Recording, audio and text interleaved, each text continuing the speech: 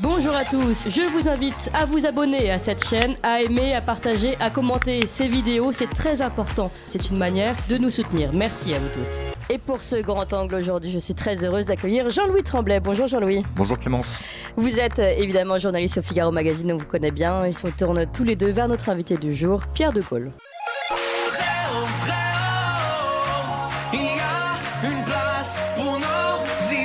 Vue de haut. Bonjour Monsieur de Gaulle.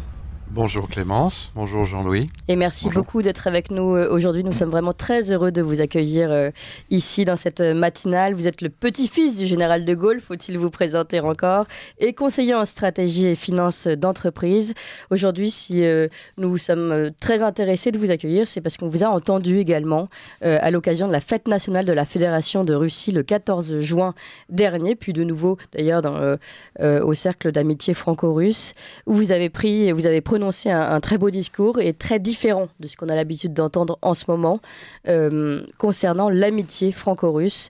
Je vais citer le début de votre discours. « Nos peuples sont liés par de longues années d'amitié et par le sang versé contre les nazis. C'est l'occasion pour moi de répéter que la relation franco-russe était pour le général de Gaulle d'une importance toute particulière.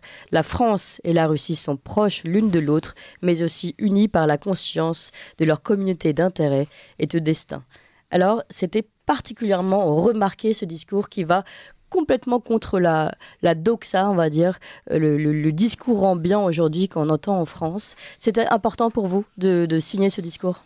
Oui, c'est absolument essentiel de rétablir pour moi des vérités par rapport à ce qu'on a dit de la crise ukrainienne et de tous les mensonges qui ont été dits par différents responsables politiques. Je me suis peut-être singularisé, mais c'était pour moi un devoir d'expliquer à la fois l'enchaînement qui a mené au conflit et quelles sont les véritables causes de ce conflit.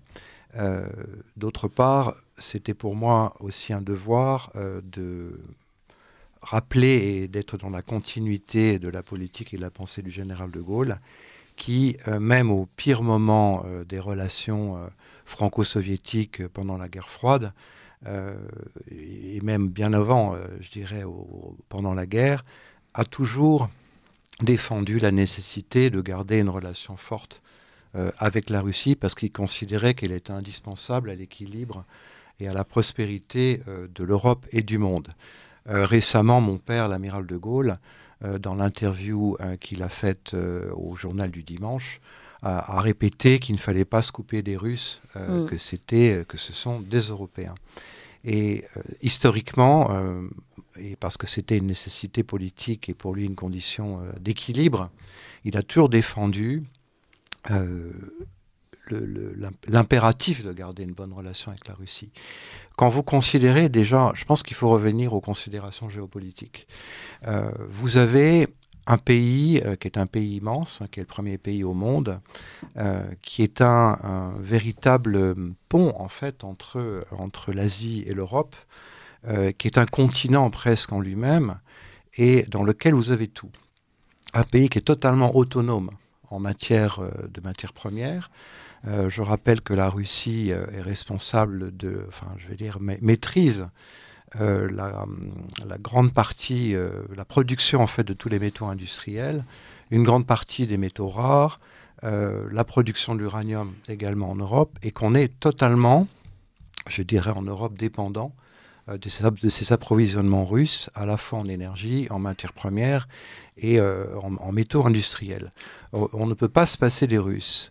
Si vous considérez que l'Europe, qui est déjà un bloc de 450 millions d'habitants, un bloc économiquement fort, un bloc solvable, un bloc diversifié en capacité d'entreprise, en savoir-faire, en technologie, si vous l'alliez avec la Russie, à ce moment-là, vous faites un ensemble totalement autonome, extrêmement puissant, et qui vient automatiquement contrecarrer les États-Unis, qui cherchent à rattraper leur hégémonie politique, qui cherchent à rattraper, je dirais, la perte du rôle du dollar sur les échanges internationaux.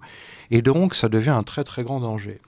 Mon grand-père, qui était bien conscient de ces équilibres, a toujours défendu cette nécessité d'un rapprochement avec la Russie parce qu'ils considéraient qu'elle rendait avant tout l'Europe autonome dans la guerre économique, parce qu'il s'agit bien d'une guerre économique et d'une guerre financière. N'oublions pas que les Américains sont dans une situation économique extrêmement mauvaise. La dette américaine s'élève à 32 000 milliards de dollars et la dette américaine n'est plus achetée, c'est-à-dire n'est plus financée que par, je dirais, 23% des pays étrangers. C'est-à-dire que l'État, les ménages américains participent essentiellement au financement de la dette américaine. Cette part est en diminution constante depuis des années. En 2022, vous avez 15% des pays étrangers en moins qui ont participé au financement de la dette américaine. Donc il s'agit bien d'une guerre économique. L'Ukraine est utilisée comme terrain d'affrontement de toutes les armes internationales et est utilisée pour disloquer l'Europe en fragilisant la relation entre États européens et en favorisant une confrontation Est-Ouest. Et c'est une guerre, en fait, par Europe interposée contre la Russie. Mais l'enjeu est de casser cette possibilité de création d'un bloc européen solide avec la Russie. Alors, les conséquences sont extrêmement graves. Puisque ça crée une crise absolument fondamentale donc en Europe et dans le monde. On le voit avec l'augmentation du prix de l'énergie. On le voit avec l'augmentation du coût des matières premières agricoles et alimentaires. On le voit avec ce que les petites et moyennes entreprises et les toutes petites entreprises subissent en augmentation de leur coût énergétique et de leurs charges. Ça affaiblit considérablement aussi le modèle industriel français. Vous savez que en moyenne dans l'industrie française, les marges nettes sont de 3 à 5% au maximum. Donc quand vous avez une facture énergétique, si tant est qu'elle soit limitée par la dépense publique à 280 € du mégawattheure, on est face à un accroissement de leurs charges énergétiques de 3, 5, 7 et 10 fois. C'est-à-dire que la marge nette est complètement annihilée. Vous avez une concrétisation de cela dans la décision notamment de William Sorin, Garbit, Duralex, ArcelorMittal, qui sont des grandes entreprises qui ont décidé de réduire de 80% leur production, c'est-à-dire qu'ils ont mis en chômage technique la plupart de leurs équipes. Mais toutes ces entreprises françaises et les entreprises étrangères aussi qui sont établies en France ont été obligées d'arrêter leur production, de mettre des gens au chômage. Et les petits commerces et la France des métiers subit tout cela de plein fouet. Et ça entraînera des drames. Et à mon avis, on va vers une augmentation de la fracture sociale et on va vers une agitation sociale forte. Puisqu'au bout d'un moment, les gens vont se révolter.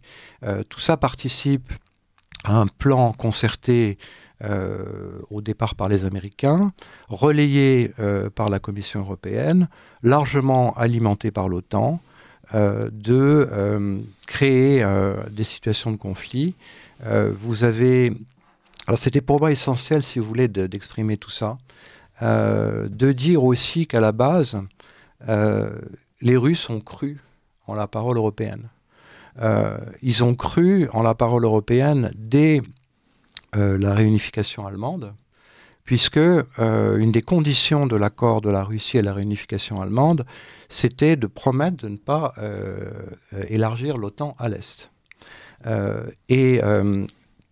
Gorbatchev a été confiant et pas suffisamment méfiant pour ne pas exiger des accords écrits. On a fait moult promesses donc aux Russes de ne pas élargir l'OTAN à l'Est, qui n'ont pas été respectées. Et on a atteint un point culminant lorsqu'Angela Merkel, le 7 décembre de l'année dernière dans Die Zeit, a dit clairement que les accords de Minsk, qui étaient censés garantir la protection des populations russophones dans le Donbass et dans la province dans les provinces de Donetsk et de Louhansk dans le Donbass, de protéger ces populations russophones, a dit les accords de Minsk étaient un leurre. Elle a dit qu'elle elle n'avait jamais compté appliquer ces accords. Exactement. Donc ça veut dire que c'était un leurre, et c'était en fait laisser le temps à l'Ukraine de s'armer en vue d'une guerre. L'un des conseillers de Zelensky à Restovitch en 2019 a dit clairement qu'il voulait la guerre pour son pays. Une journaliste a dit: qu'est-ce qui est bon pour votre pays? C'est la guerre avec la Russie. Et il a clairement dit que de toute façon, en fonction de ce qu'on leur avait promis, c'est-à-dire des armes, des subventions, etc., ils allaient certainement gagner. Donc il y a une surenchère de préparation de la guerre vis-à-vis des Russes qui était orchestrée depuis longtemps. Et d'ailleurs, quand vous voyez la complexité et le nombre de sanctions qui ont été prononcées contre la Russie, pas moins de 11 000, ça prouve bien que c'est un plan qui a été préparé depuis très très longtemps à l'avance. Donc, comment voulez-vous que Poutine réagisse par rapport à ça? Face à un encerclement possible, l'OTAN a été créée justement pour prévoir une sorte de zone tampon qui serait la possibilité d'un conflit classique avec l'utilisation d'armes conventionnelles classiques avant l'utilisation, enfin le risque d'utilisation ultime d'armes nucléaires. Et en fait, l'OTAN est en train de créer exactement l'opposé de ce pourquoi il avait été institué à l'époque. Donc, la Russie se trouve en état de grand danger et les Américains, finalement, atteignent leur but, c'est-à-dire fracasser le bloc européen solvable, solide, avec une monnaie de référence sur les échanges internationaux qui est l'euro, annihiler toute tentative de rapprochement avec la Russie qui en ferait un bloc solvable et autonome, et exporter leur énergie. Je vous rappelle qu'ils exportent leur gaz naturel liquéfié à un prix qui est 4 à 7 fois plus élevé que celui qu'ils vendent dans leur propre pays. Exporter leur capacité d'armement et vendre des armes à l'OTAN en élargissant l'OTAN. Mais les conditions, d'un conflit s'aggravent, le risque s'aggrave, la crise économique est là, parce qu'évidemment, les politiques français, on en parlera après, ont été incapables de prévoir et d'anticiper cette crise. On parlera d'EDF largement, notamment, c'est un bon exemple. Et on est en situation d'extrême fragilité. Nous en payons tous le prix, les entreprises en payent le prix, les ménages, ce qui fait la richesse de la France, c'est-à-dire les métiers, ces artisans, en payent le prix fort. Tout ça s'ajoute à une crise du Covid qui a été extrêmement mal maîtrisée. Et je pense qu'on est dans des conditions, hélas, à la fois de crise économique et de fracture sociale.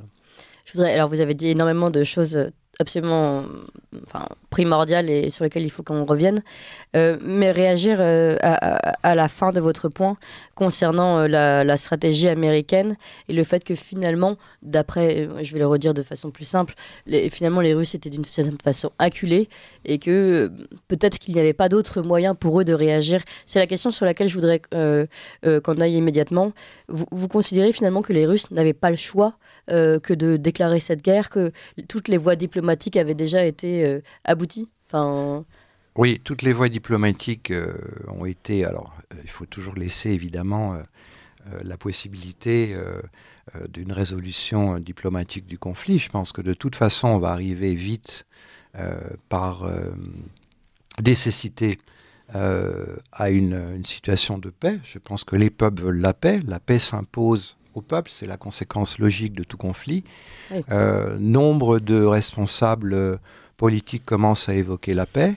Nombre de grands entrepreneurs comme Elon Musk appellent aussi à la paix. Alors ça a été très, très décrié à l'époque, mais on doit arriver à cette solution. Vous voyez quand même l'opinion publique est en train de l'accepter, de le manifester de plus en plus, et les politiques s'y rangeront nécessairement. Pourquoi? Parce qu'on est dans une situation où on alimente un conflit qui est dramatique. On est dans une surenchère d'un conflit Est-Ouest qui est voulu par les États-Unis. Il faut y mettre fin. Les perdants de cette guerre sont bien évidemment les Ukrainiens, qui, dans leur perte et leur souffrance, le peuple ukrainien subit cette guerre. Et c'est l'Europe aussi qui en est le grand perdant. Vous voyez bien, le général de Gaulle disait que les Américains ne sont pas européens. Il suffit de regarder la carte pour s'en rendre compte. Donc ces Américains qui font un conflit jusqu'au dernier Ukrainien, voire jusqu'au dernier Européen, finalement ne prennent aucun risque. Et vous voyez ça dans l'attitude de Zelensky. Un fait m'a frappé, c'est que le 28 décembre de l'année dernière, Zelensky a confié, je dis bien confié, le mandat pour la reconstruction de son pays au fonds américain BlackRock. Le fonds américain BlackRock gère entre 8 000 et 10 000 milliards de dollars d'actifs sur le marché, c'est quand même considérable. C'est entre 3 et 4 fois le montant du produit intérieur brut français, ce qui vous donne sa puissance d'intervention sur les marchés. Eh bien, ça y est, il a confié la reconstruction de son pays à un fonds d'investissement américain, ce qui montre bien la soumission de Zelensky aux Américains. Et tout ça, je voulais le dénoncer. On est heureusement dans une optique de reconstruction et de paix, mais on est vis-à-vis de l'OTAN en particulier et de Zelensky qui, à mon avis, se fait largement manipuler et utiliser au détriment de son propre peuple. On est dans une soumission totale aux intérêts américains. Ce fait, à mon avis, est absolument révélateur. Jean-Louis Tremblay. Oui, je partage cette analyse. Il faut être pragmatique, je crois. C'était d'ailleurs l'approche qu'avait le général de Gaulle sur la Russie, hein, l'entente pragmatique et surtout la nécessité de maintenir un dialogue, même pendant la guerre froide et à l'époque de l'Union soviétique. Moi, ce que je constate, c'est que les perdants, clairement, de cette guerre, ce sont les deux populations russes et ukrainiennes. Ensuite, évidemment, les Européens, et en particulier la France, les Français, et que les vainqueurs, sur tous les tableaux, sont les États-Unis. Alors, vous avez cité effectivement le gaz de schiste, que nous achetons au prix fort, le complexe militaro-industriel, bien évidemment, avec en plus ce laboratoire géant, finalement, c'est un laboratoire, l'Ukraine, laboratoire pour l'armement et les munitions. Et troisièmement, il ne faut pas l'oublier, en ce qui concerne la crise dite agroalimentaire, les fermiers du Midwest, qui déjà, un, sont subventionnés par le gouvernement fédéral, mais deux, qui maintenant remplacent, si vous voulez, notamment au niveau des céréales, remplacent les exportateurs russes ou ukrainiens.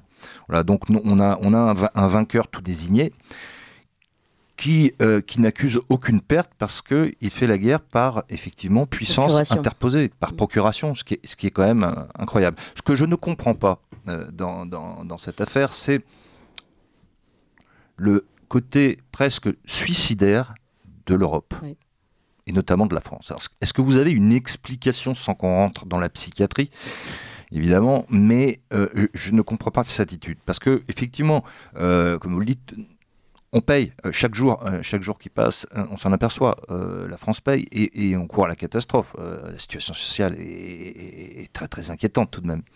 Donc pourquoi ? Comment expliquer ça ? Alors, écoutez, je ne suis pas psychiatre, je peux être psychologue et observateur des comportements. Ce qui est certain, c'est que c'est mon pays. Je suis désespéré du rang que la France a perdu, de la situation dans laquelle elle est, de la perte de son audience, de la perte de sa voix sur la scène internationale. Où est passée la France que mon grand-père a construite ? Où est passée cette France souveraine qu'il a toujours défendue ? Où est passé cet amour qu'il avait de son pays, de la patrie, et tout ce qu'il a fait, sa dévotion aux Français, et sa passion de porter la France le plus haut possible. Son œuvre, la Constitution de la Ve République, il l'a faite non pas pour lui-même, mais pour ce qui se passerait après. Ils ont tout fait pour la déconstruire, même au niveau de l'équilibre des pouvoirs. C'est-à-dire qu'il avait institué évidemment le suffrage universel en 65, qu'il avait instauré un pouvoir politique fort, mais avec un mandat présidentiel à 7 ans, renouvelable, un mandat parlementaire pour les députés de l'Assemblée nationale, de l'Assemblée dite basse, à 5 ans, et un mandat pour le Sénat à 9 ans. Tout ça a participé à un équilibre et à une rotation des pouvoirs. Pour des raisons purement politiques et des raisons d'agenda personnel, et je pense que malheureusement les hommes politiques d'aujourd'hui suivent un agenda personnel, sans parfois compétence, mais même sans anticipation des problèmes et sans véritable amour de la patrie. On essaye de réduire pour faire plaisir à tout le monde. J'ai souvent parlé du en même temps, mais on ne veut pas fâcher personne, on fait des compromissions. Donc, on fait des concessions et on gère. On gère dans l'urgence, on gère des situations de crise sans avoir aucunement la capacité de les anticiper et de donner des solutions concrètes pour les Français. Où est cette France que mon grand-père a construite? Où est cette France que mon grand-père a construite pour protéger sa souveraineté, pour protéger son indépendance, à la fois d'un point de vue stratégique, à la fois d'un point de vue énergétique? Et je vois dans l'attitude des politiques d'aujourd'hui et du gouvernement français en particulier, et de son président, une absence totale d'anticipation. On gère et on communique. Alors là, la communication, ils sont extrêmement forts. Pour passer, si je reprends la crise du Covid, le vaccin est efficace à 95%, je ne rendrai pas la vaccination obligatoire, l'histoire des masques qu'il a fallu racheter en catastrophe, on passe à ce qu'a été la désagrégation, la désintégration de l'indépendance énergétique française à travers EDF.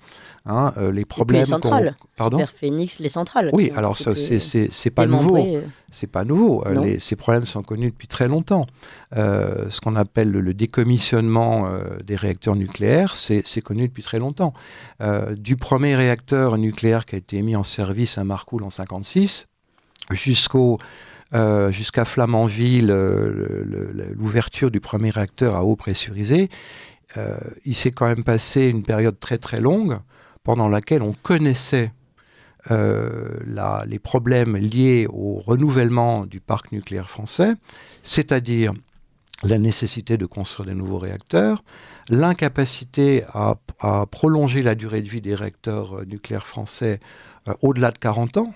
On les a passés à 50 maintenant, et la nécessité de prévoir le renouvellement du parc.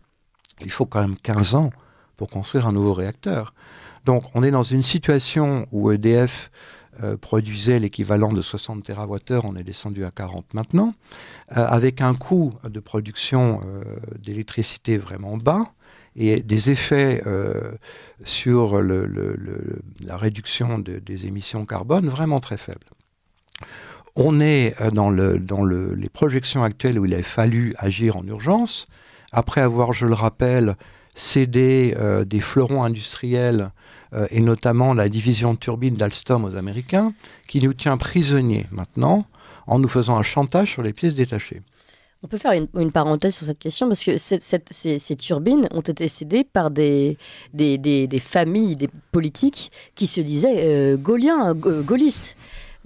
Comment vous, petit-fils du général de Gaulle, vous réagissez aussi à cette ineptie, on va dire? Écoutez, c'est facile de se proclamer gaullien. Oui. Le général disait que la politique est une affaire de réalité. Dans la réalité, ils en sont extrêmement, extrêmement loin. Sinon, ils n'auraient jamais fracassé l'indépendance de la France tout en proclamant l'avoir défendue. Pour moi, c'est une imposture. C'est une imposture. Il y a beaucoup d'impostures une en ce hypocrisie. moment. Il y a beaucoup d'impostures en ce moment. Mais pour revenir à EDF, alors on a dit, ça y est, on est dans la transition énergétique, la voilà, elle arrive. Il faut savoir que les énergies renouvelables ne sont que des énergies de complément, ne peuvent pas remplacer une production énergétique, une production électrique de base, continue, constante, à un coût marginal acceptable pour les entreprises. L'éolien, ça marche que s'il y a du vent, a des coûts d'exploitation qui sont quand même élevés en fonction des caractéristiques des turbines, des connexions réseau, etc. Le photovoltaïque, évidemment, aussi. Et donc, il faut une production d'énergie de base à un coût marginal faible pour pouvoir soutenir le développement d'un parc industriel. Tout ça a été connu. renvoie à la déclaration d'Henri Proglio devant l'Assemblée, qui a fait ça beaucoup mieux que moi. Il y a eu une politique destinée, alors largement aussi soutenue par la Commission européenne, largement soutenue par l'Allemagne, dont l'intérêt était de fragiliser la production nucléaire française pour favoriser le gaz, puisque sous les pressions écologiques, les Allemands, vous savez, ont abandonné l'industrie nucléaire, ce qui les mettait en position de très très grande fragilité et de dépendance vis-à-vis du gaz russe. Tout ça a été largement connu. On n'a rien fait ou on a laissé faire, et on se trouve maintenant dans un état de dépendance et de fragilité. Et même si on a décidé récemment de construire 14 réacteurs nucléaires supplémentaires, eh bien, on a calculé qu'en 2050, malgré les efforts qui ont été faits, eh bien, la part du nucléaire dans la production énergétique française ne sera que de 40%. Par quoi on la remplace ? Par des centrales à gaz qui sont alimentées par du gaz américain, avec des problèmes de capacité et des prix complètement incroyables, par du gaz russe, dont on a absolument fracassé la relation. On se trouve dans un état de dépendance, mais qui est absolument dramatique. Qui va en payer le prix ? Ce sont nos entreprises. La compétitivité française a reculé pratiquement dans tous les domaines. Par quoi on va la remplacer ? C'est ça que je fustige. Et n'oublions pas, alors on dit, ça y est, oui, on compense parce qu'on fait un plafond du prix d'électricité à 280 € du mégawattheure. Mais à quel prix ? On endette la France. On parlait de ces ventes de fleurons industriels. Effectivement, elle a été faite par Emmanuel Macron quand il était ministre de l'économie et des finances en 2014. Oui, et Clara Guémard, côté général. Et Clara Guémard également. Mais quand vous regardez l'endettement de la France, c'est presque 3 000 milliards. Alors évidemment, on ne vous parle pas de l'endettement de la France hors bilan, c'est-à-dire les garanties d'État sur les retraites des fonctionnaires, le coût de démantèlement des centrales nucléaires d'EDF. La dette hors bilan est de 5 000 milliards. Donc ça veut dire que la dette française est de 8 000 milliards.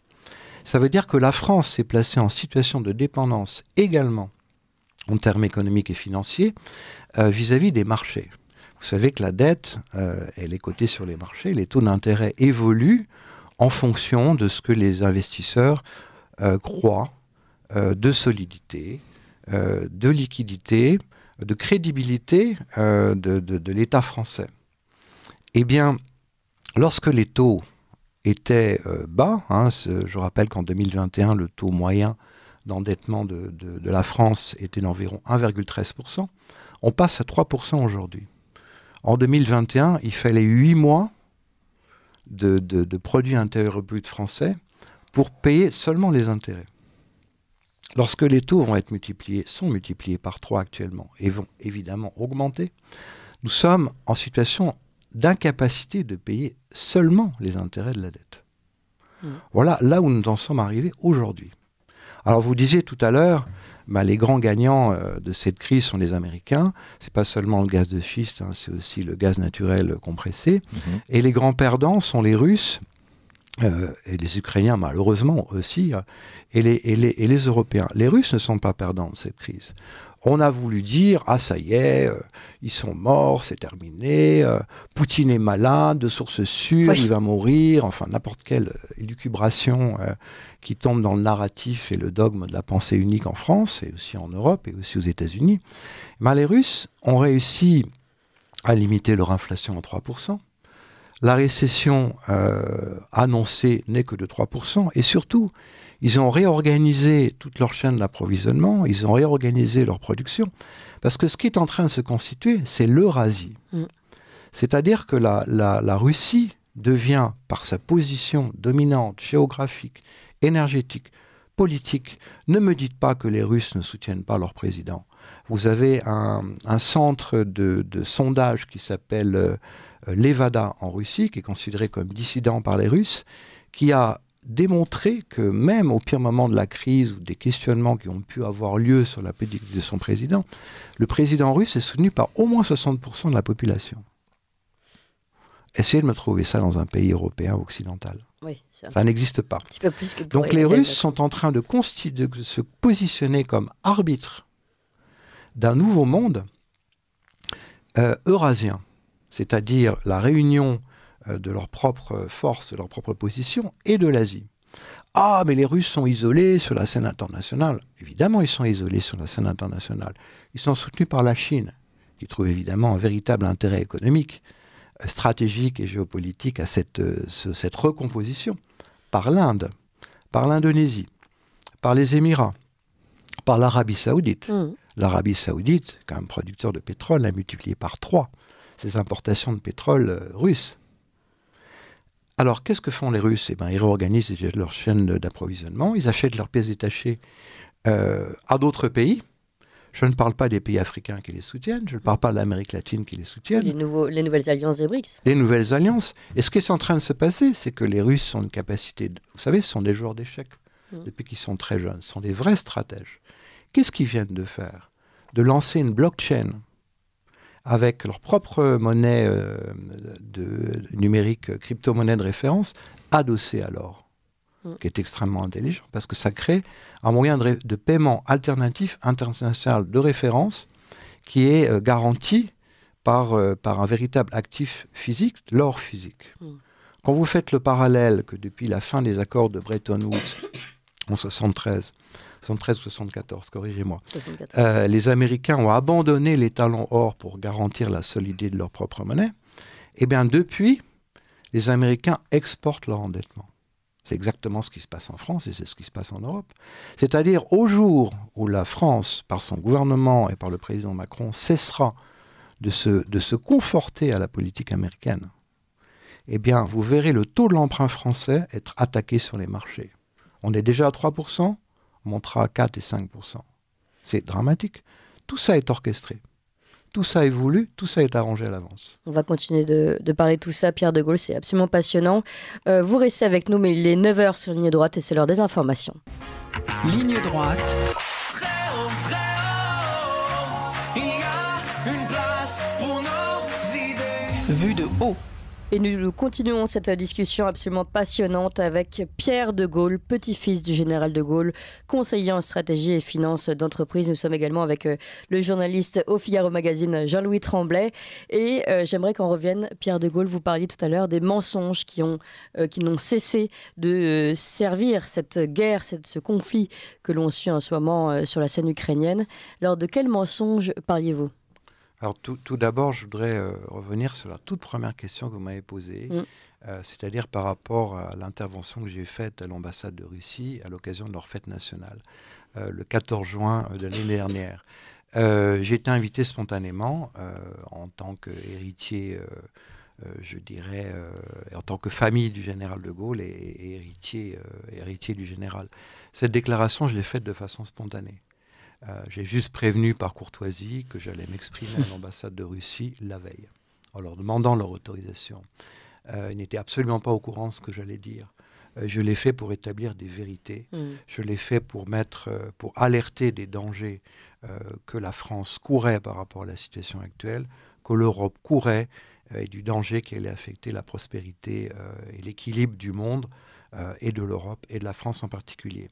En ce qui concerne les mensonges, je suis quand même frappé par une pensée unique, un dogme qui dit que, ma foi, les Russes, c'est les méchants, ce sont les agresseurs. C'est vrai que ce sont des agresseurs, mais ils ont réagi par rapport à une situation. On est dans une sorte de fabrication de consensus sur l'Ukraine où Zelensky, qui est en train de ruiner son peuple, qui est en train de détruire son peuple, est, ma foi, l'apôtre de la vérité, de la bonne foi. Je rappelle que, comme je l'ai dit précédemment, moins de la moitié de ce qui est donné à l'Ukraine arrive aux Ukrainiens. On a donné près de 100 milliards d'argent à Zelensky, qui a licencié la plupart de ses contrôleurs de budget. Moi, j'aimerais bien savoir où va l'argent. Il n'y a absolument aucun contrôle. Ensuite, comme je l'avais dit précédemment, le gouvernement ukrainien a publié un catalogue de 1000 pages d'armes destinés à être vendus sur les marchés internationaux pour alimenter toutes les guerres, le terrorisme, les crises. La position de l'État israélien à cet égard est absolument juste. Eux aussi, ce sont des grands stratèges. Ils ont refusé obstinément de vendre des armes aux Ukrainiens. Pourquoi ? Parce qu'ils savaient que leurs armes pouvaient être utilisées contre eux, notamment au Moyen-Orient. C'est quand même encore un pays en guerre, je vous le rappelle. Juste une parenthèse, là vous dites bien, c'est le gouvernement ukrainien qui a publié ce catalogue. Oui. Là, parce qu'on sait qu'il y a un marché noir des armes, on pouvait considérer que c'était au niveau on va dire, non officiel, mais là c'est officiel, c'est le gouvernement qui le publie. Oui, absolument. Et il y a d'ailleurs une gigantesque hypocrisie par rapport à ça, parce que les Occidentaux et les Américains n'envoient pas les armes dernier cri. Alors on peut envoyer des armes effectivement modernes, mais les systèmes d'armes, c'est-à-dire les logiciels, la capacité opérationnelle des armes qui sont envoyées à l'Ukraine n'est pas la toute dernière. Parce que justement, on ne va pas vendre la dernière technologie. On vend des armes qui sont parfois obsolètes, ou on vend des armes qui sont anciennes. La décision du gouvernement français, que je condamne, parce qu'elle alimente encore une fois cette surenchère, on n'a pas, je dirais, c'est se mettre en très très grand danger, c'est participer à la destruction de l'Europe, c'est favoriser un jeu américain dont on est les perdants, mais on continue. Mais on a aussi vendu des véhicules blindés à MX-10.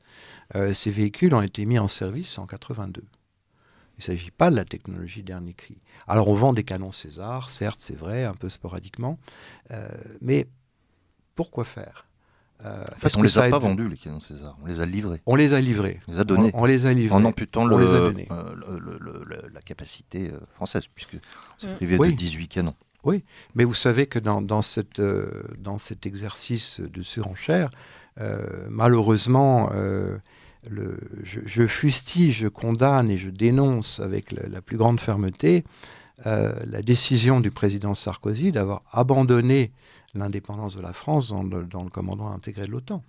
On est soumis, subordonné et rendu docile. Inféodé. Inféodé totalement dans notre capacité d'intervention militaire. Les Américains nous laissent 2 jours de munitions et 2 jours de carburant.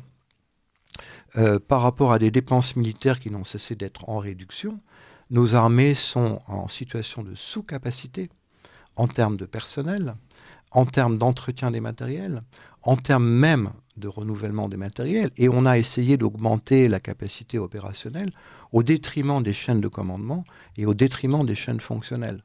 Nous sommes extrêmement fragilisés. Et cette alimentation de surenchère nous rend encore plus dépendants du modèle américain. Tout ça pourquoi ? On va aboutir à une situation de paix où les Européens seront de toute façon totalement exclus, je l'ai dit précédemment. Le président Zelensky a donné un mandat ouvert à BlackRock, fonds d'investissement américain, pour reconstruire son pays. Donc les Européens seront de toute façon les grands perdants de cette reconstruction. Et on se retrouve dans une situation extrêmement fragilisée.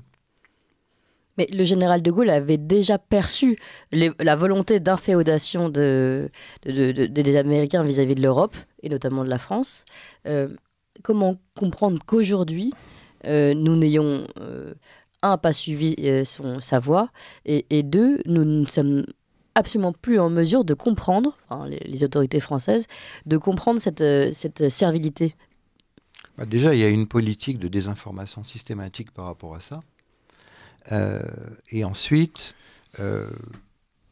on sait, pour des raisons de budget, des raisons politiques, des raisons de combinazione à l'italienne, totalement soumis à cette politique. Comme on se soumet totalement à la politique européenne. La Commission européenne produit des directives qui s'imposent à nous, qu'on doit intégrer dans la politique des États membres sous peine de pénalité. Regardez les énergies renouvelables. On a dit qu'il fallait, je crois, la part des énergies renouvelables qui est imposée par la Commission européenne est de 37%, je crois, d'ici à 2030. Corrigez-moi si je me trompe. Je ne sais pas. Mais en tout cas, on est soi-disant en retard sur la diffusion des éoliennes. Oui, on est en retard sur la diffusion des éoliennes, mais encore une fois, les éoliennes sont des énergies de complément. Outre le fait qu'elles défigurent le paysage français, mais ce sont des énergies de complément. L'efficacité d'une éolienne est très mauvaise. Déjà en entretien, parce qu'il faut, je dirais, un parc suffisant de turbines avec des coefficients de cisaillement d'orientation par rapport au vent. Il faut du vent. Et quand il n'y a pas de vent, les éoliennes ne tournent pas. Donc le coût de production éolien est extrêmement élevé. Il faut la raccorder au réseau. Et ce n'est pas toujours le réseau très haute tension, c'est un réseau intermédiaire. Ensuite, une turbine, c'est très cher en entretien.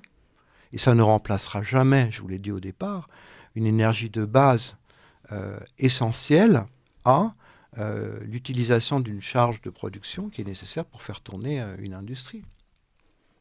Jamais. À ce sujet, permettez-moi juste de terminer par rapport à ça.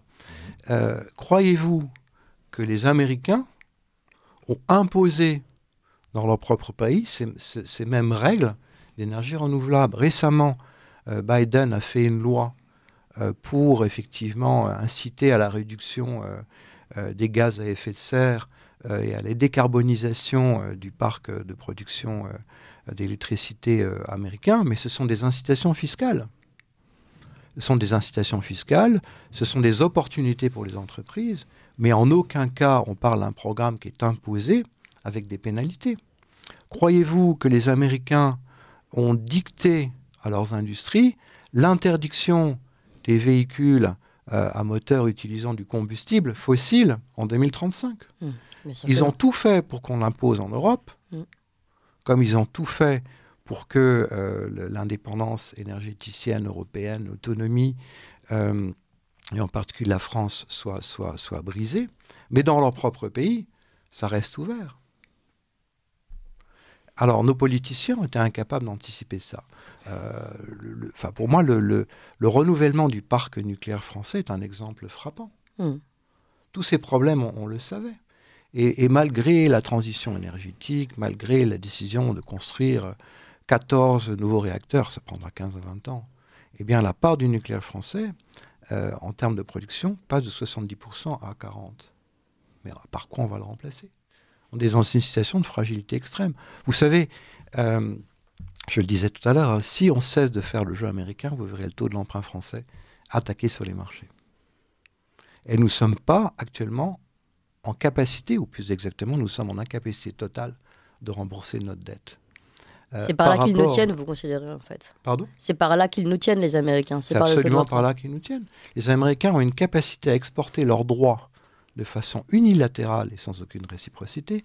Les Américains exportent leur endettement. C'est comme ça qu'ils traînent prisonniers tout un certain nombre de pays. Et vous avez, par rapport à la crise ukrainienne, une position russe qui se révèle, qui refuse un modèle néolibéral, uniforme, dogmatique, d'application d'une politique au détriment de la liberté et de l'intégralité des peuples. Regardez le nombre de pays africains qui refusent le modèle américain. Regardez le nombre de pays sud-américains qui refusent le modèle américain. Je ne parle pas évidemment de la Chine, je ne parle pas évidemment de l'Inde, je ne parle pas de l'Indonésie et des autres pays. C'est simplement que ces pays veulent s'émanciper autrement. Solzhenitsyn, à Harvard en 1978, dénonçait l'esprit d'arrogance et de supériorité de l'Ouest, des Occidentaux. Eh bien, on est dans un changement de paradigme profond. Et encore une fois, vous voyez émerger, avec l'arbitrage des Russes, mais pas seulement des Russes, aussi des Chinois et des Indiens, des nouveaux centres de décision et des nouveaux centres de pouvoir qui se déplacent à l'Est. On est totalement en train de passer à côté de ces opportunités. Et pour la France, justement, puisqu'il nous reste très peu de temps, aujourd'hui, comment la France pourrait couper ses liens de dépendance, même d'inféodation, et tenter de nouveau marquer sa voie. Ça passe par où ? Par la sortie de l'Europe ? Par un changement de l'Europe par l'intérieur, comme certains politiques tentent de le faire, ou en tout cas annoncent vouloir le faire. Comment vous voyez les choses ? Je pense qu'il faut que la France redonne de la voix. Elle a les capacités en termes industriels, stratégiques, en termes de découverte, en termes scientifiques, de se repositionner.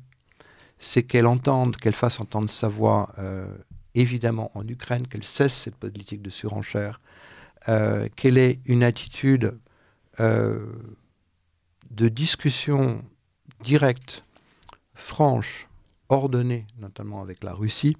Le président Poutine disait que dans les discussions précédentes, on était resté quand même à un certain niveau de respect vis-à-vis des chefs d'État. Dans le monde occidental et dans le monde américain, il n'y a plus de parole donnée. Il n'y a même aucun respect des traités internationaux, des résolutions de l'ONU, qui sont fustigées et qui sont remplacées par l'application unilatérale du right to protect. C'est-à-dire au nom de la protection des populations de je ne sais quelle construction politique et idéologique, on vise à attaquer l'intégrité d'un État, sa souveraineté, et on piétine les résolutions de l'ONU et les accords internationaux. Regardez ce qui s'est passé sur l'invasion en Irak. La fausse résolution de l'ONU qui a été votée sous prétexte des armes de destruction massive. Regardez les bombardements en Yougoslavie, Au Kosovo, qui ont été faits de façon unilatérale par l'OTAN. Et là, vous avez la ministre des Affaires étrangères allemande qui dit tiens, la résolution 1244 au Kosovo est inapplicable.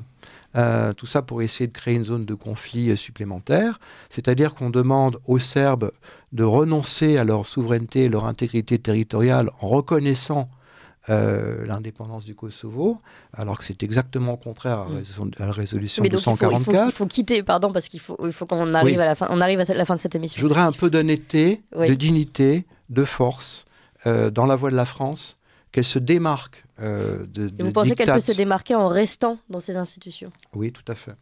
Il faut un courage politique, il faut une continuité, il faut une stratégie, une vision. Et je pense que la France a tout à fait les moyens, la capacité, mais évidemment, il faut une vision stratégique pour le faire. Et il faut une vraie feuille de route. Merci infiniment, Pierre de Gaulle. Il nous faudrait plus de Gaulle en ce moment en France. En tout cas, je rappelle, vous êtes le petit-fils du général de Gaulle, conseiller en stratégie et en finance d'entreprise. Merci à vous, Jean-Louis Tremblay. Vous appréciez cette émission? Alors aidez Radio Courtoisie à en produire d'autres en indépendance totale. Rendez-vous sur soutenir.radiocourtoisie.fr. Merci d'avance.